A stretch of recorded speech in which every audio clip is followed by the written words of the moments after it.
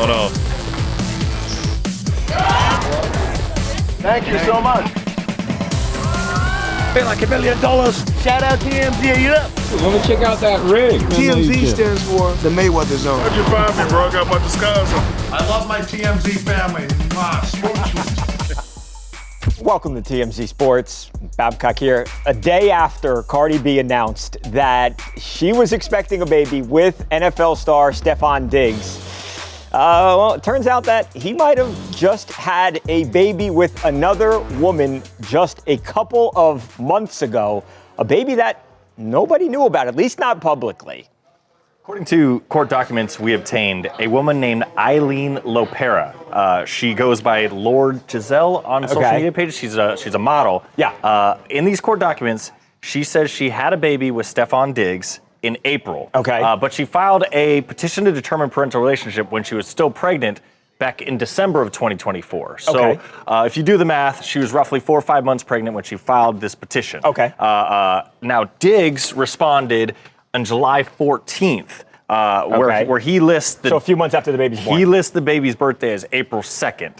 Okay. In his response, he says he checks the box where it says not certain if he is the parent of the child. Okay. And in these docs, he's requesting a testing. Okay. So do further some sort of documents, paternity test? Right, for paternity testing. Okay. In further documents, now the two sides agreed to a stipulation and a judge has signed off on it, and this was July 17th, that within 2 weeks of that July 17th date, they both had to schedule an appointment for DNA testing to see if Stefon was the father or not. I've made calls to both sides' attorneys, and neither will confirm or deny with me whether or not the testing has been done, whether it still needs to be done, whether the results are there. But, so where we stand currently is we're still all waiting for the results of those tests. And is Stefon the father or not? I think the question that a lot of people are going to ask, and Lucas, tell me if you got the answer to this, what was the nature of Cardi B and Stefon Diggs' relationship at the time that the baby was born? What did you say, April 2nd? Yes. So April 2nd, did they know each other? Were they hanging out at that time? What do we know on that front? Cardi and Diggs were together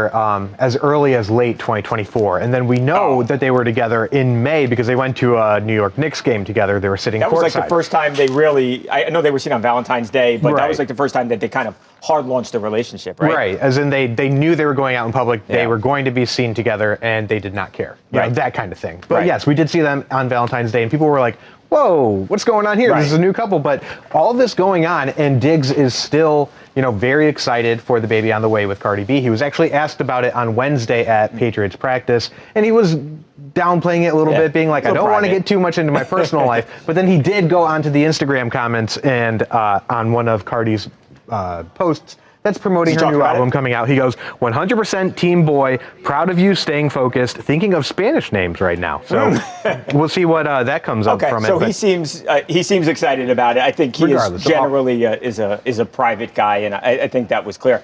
Actually, as a matter of fact, I think we actually have that clip of him at practice yesterday. Take a look. Stefon, the baby rooms crew. The baby rooms. Who is that? You. Oh, my personal life? Yeah. I told you about that. I didn't talk too much about my personal life, but I heard about it. Any celebrations that we'll see in the? We'll see.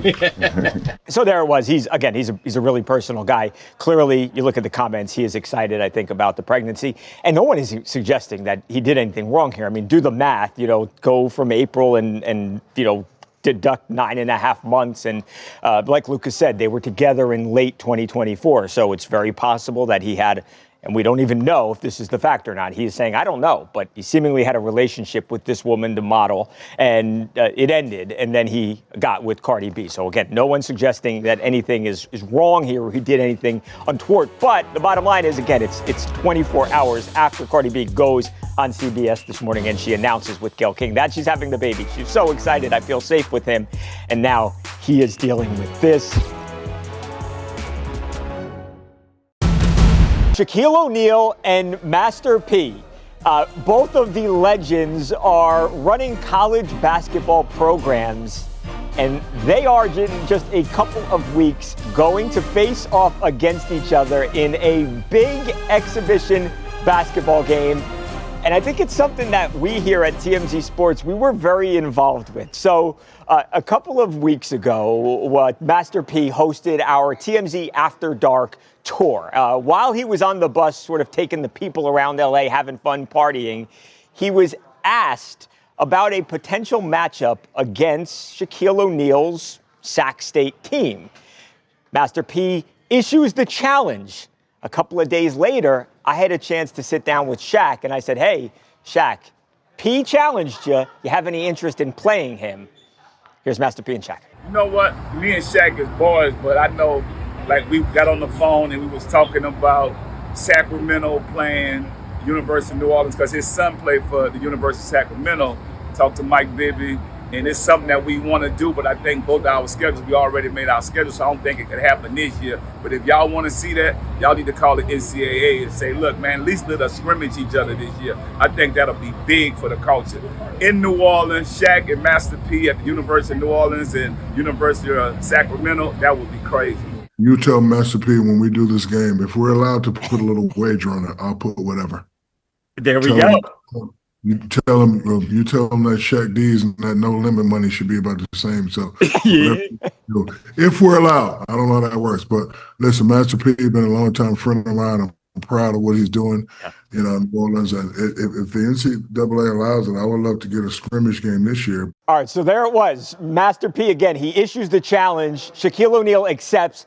I got to find out about the money and whether or not the guys are actually allowed to put a wager down. So TBD on that. But bottom line is this thing is going to happen, Lucas. And it's.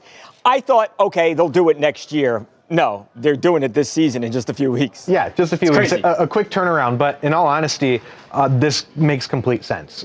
So Sacramento State, Shaq's doing his thing as the general manager there, trying to figure out what they're going to have going into the season. Same thing for Master P as the president of basketball operations for UNO. So what they're going to do is, Mike Bibby, who, yes, former NBA player, Mike Bibby is the head coach at Sac State. And that's the thing about this. I think a lot of people don't realize. Mike Bibby's the coach. And Stacey Hollowell, who's the coach at UNO. Okay. They're going to be able to do what they need to in order to prepare for the game or for the season, while also at the same time at Lakefront Arena, they're going to have thousands of middle schoolers and their parents in attendance. But then Master P also said, I know celebrities, I know NBA players, I know NFL players. We're going to make this a huge event to get everyone involved and do something really special for the community, all while actually having a really purposeful, thing going into the basketball season. Tell me if you think I'm wrong. I think this is huge for these schools too. I mean, we're not talking about Duke and North Carolina here, right? These are not like blue blood powerhouses like Sac State, UNO, this stuff makes a difference, yeah. Especially when it comes to recruiting and getting talent on these rosters. Yes. But also the headlines that this is making and the recognition that goes such a long way, especially with funding or boosters and all that kind of stuff. Like what they're doing is making a serious impact on these organizations. And say what you want, a lot of people at the beginning were probably just like, oh, this is a Mickey Mouse job for these guys. And no, they are really putting in the time and effort. And this is looking 5 years down the road, you're going to see a real impact. Oh, I think so too. I mean, look, we know now with NIL, you can pay a lot of money and you can get players, but there are some schools, and you can't expect Shaq and Master P to just fund the entire program. You've got to try and get players in other ways, and I think to have celebrities, to have stars at these events, I think that you cannot overstate the impact that this is going to have on those universities. And this is really cool.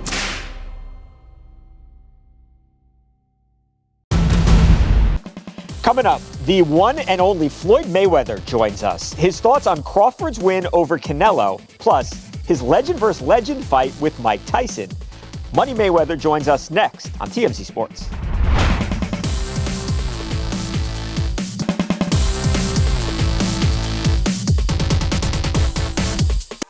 Welcome back to TMZ Sports. We are joined by the great Floyd Mayweather. You were sure about what would happen on Saturday night, even though I think a lot of people who were fans were not exactly sure. Would Canelo win? Would Bud be big enough, strong enough to handle Canelo's power? Well, the answer to that question was yes. I saw you placed a bet, won a lot of money. Congratulations. What are your thoughts? What was your reaction to the fight, Floyd, as you watched Bud and Canelo in there on Saturday? Oh, it's good for boxing. It was exciting. The best man won. Canelo washed up now at 35 years old? Oh, I don't know. Boxing is a lot of wear and tear on the body. Maybe so. I'm not really sure. Would you be interested in seeing a rematch, or would the fight be the same? Would it ultimately end up the same way? I don't know. It's up to those two guys. They want to do a rematch, do a rematch. If not, keep it moving. Would you watch it or not any real interest? I'm pretty sure I'll watch it if they did it again. I'm pretty sure I would. Now I know a fight that fans will watch for sure is you and Mike Tyson. How's training going, Floyd? Talk to me all about this as you get ready to get back in that boxing ring once again. Well, not really training right now. Not yet. You know, the fight is in 2026. We still, ironing out everything, and I'm pretty sure it's going to be exciting for the people and the fans. Are you going in there to put Mike down and like, hey, this is not, we're going to have fun, we're going to throw a few punches, like I'm taking this seriously and I'm trying to fight Tyson?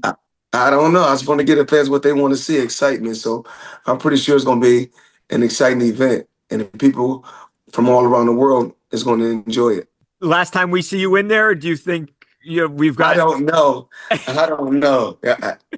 But I mean, I'm glad that I'm able to just still be able to entertain for the people, and they still get a chance to see just a glimpse of me. Yeah, is it exciting to be like, this is your life for so long with Floyd fighting this guy, fighting Manny, fighting Connor, and all those, you were just at the center of all these talks for so many years. Is it exciting to be back there again and everyone talking about you and Mike and all of that stuff? This title, legend versus legend. So, I mean, that speaks for itself. Any chance that you would take a professional bout in the future after Mike, or is that off the table? That's on it. It's on it. It's been talks. It's possible. Okay, so not totally against that possibility. No, not at all. Not at all. But we just don't know. But as of right now, everything is going great. I feel good. Working hard each and every day. And I can't wait for 2026. I think the fans feel the same way. Anything else, Floyd, while I got you here that you want to talk about? Just want to tell the fans thank you, for all the support. There it is. Been a long time now. Floyd, thank you, brother. I appreciate you as always, man. It's great to catch up. Thank you. Steph Curry goes one-on-one, but we're not talking about basketball. Find out why the NBA superstar clapped back at rapper Killer Mike when TMZ Sports returns right after this.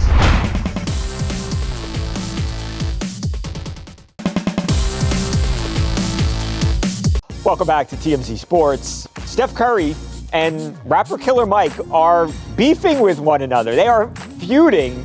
I think this is probably a fight that nobody saw coming. I mean, let's be honest. Steph Curry is cool with everybody, not really a guy that you think of as getting into these internet fights. But that is until somebody talked about Steph Curry's wife, Ayesha. And that's what is at the center of all of this drama. So let's kind of walk it back a little bit here. So this really all started when Ayesha Curry went on the Call Her Daddy podcast, one of the most popular podcasts in the world. And she talked about what she thought Steph Curry might do for a career. And it wouldn't be an NBA superstar. Take a look. The double-edged sword, because parts of it have afforded me doors to be open. I obviously have to walk through them and then put in the work to stay in the room. But that, I think, would be the elephant in the room, is like, I'm grateful for that side of things. But on the flip side, I in the beginning hated it so much. I did not sign up for that. I also always thought, I didn't know that he was going to end up playing basketball. He said he wanted to be a high school basketball coach. I thought I was going to be the girl out there getting it. So there's Ayesha Curry.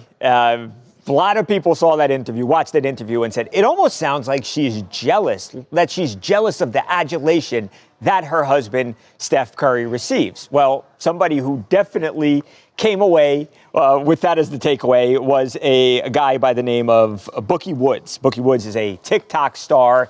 He made a video criticizing Ayesha Curry.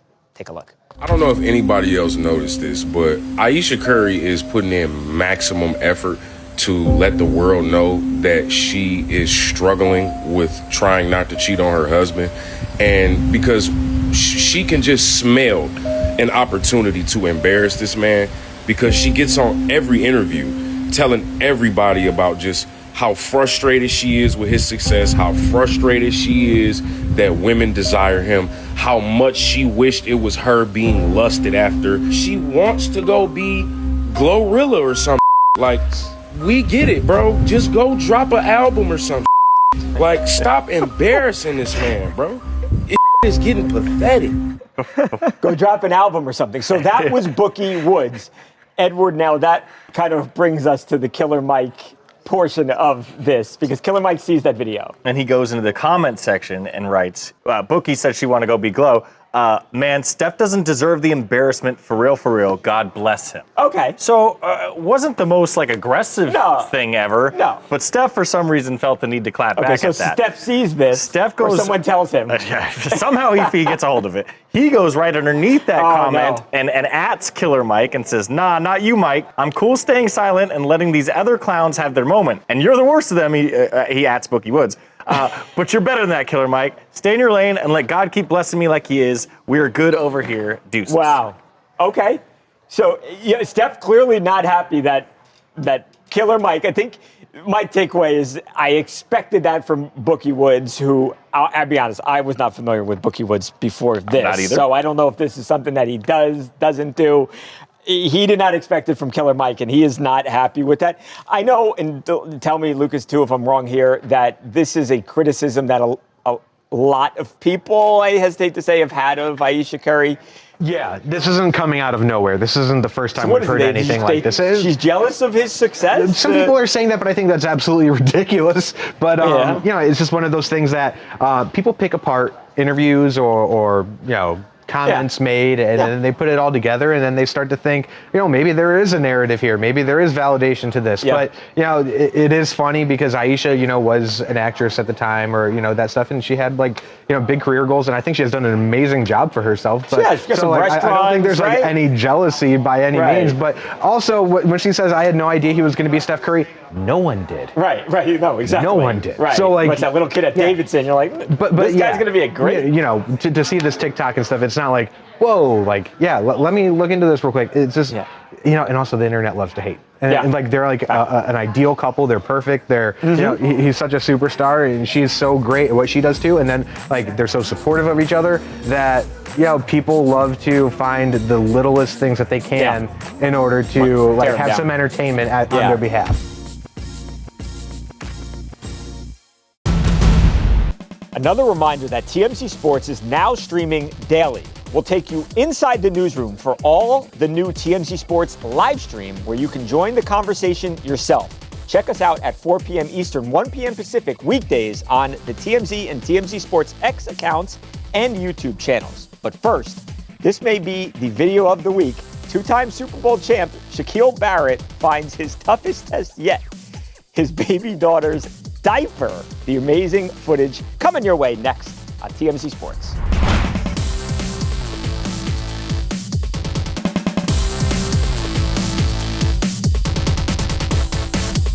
Welcome back to TMZ Sports. Nobody is having a crappier day than Shaq Barrett, the former NFL player, guy who will likely be back in the NFL. He and his wife recently had an adorable baby daughter just in June. Well, Shaq, great dad, changing diapers. He had a poop emergency. Watch this.